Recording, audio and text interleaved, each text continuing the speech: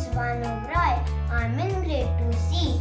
Today I will speak few lines about my favorite festival, Holi. Holi is a festival of colors. It is celebrated in the month of March every year.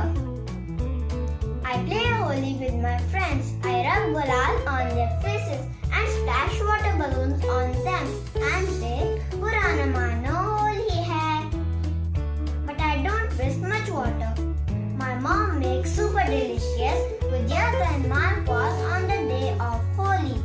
Holi celebrations begin with burning a bonfire, that is Holika dahan ritual, to honor the burning of evil demoness Holika and protection of Prahalad by Lord Vishnu from that fire.